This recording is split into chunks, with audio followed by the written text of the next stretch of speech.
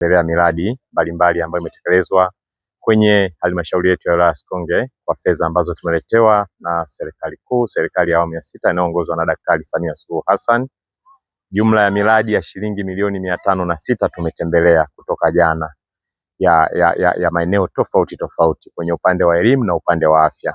Kwa kweli nitumie nafasi hii kuishukuru serikali ya awamu ya 6 inayoongozwa na Daktari Samia Suluhu Hassan kwa kazi kubwa inayoendelea kufanya ya kuwatumikia wananchi wake.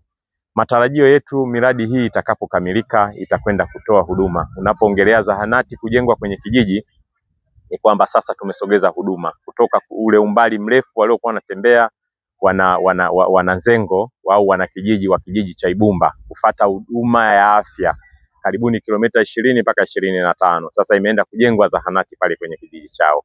Tumetembelea miradi ya elimu ambayo ujenzi wa madarasa katika maeneo mbalimbali ambayo kwa kiasi kikubwa wanafunzi wameanza kutumia. Kwa hiyo kamati pia imeona jinsi ambavyo wanafunzi wamefurahishwa na kupunguzwa kwa msongamano kwa wanafunzi kutoka madarasa ambayo walikuwa wanafunzi wengi kuingia kwenye madarasa ambayo yana uwiano mzuri na ukaaji mzuri kwa wanafunzi 45 mpaka 50 kwa darasa moja. Na hii ndio adhima ya serikali yetu ya Jamhuri ya Muungano wa Tanzania chini ya mama yetu shupavu kabisa Dr. Samia Suluhu Hassan ambaye anaongoza serikali ya awamu ya 6. Kwa kweli wananchi wamefurahishwa sana katika utekelezaji wa miradi hii.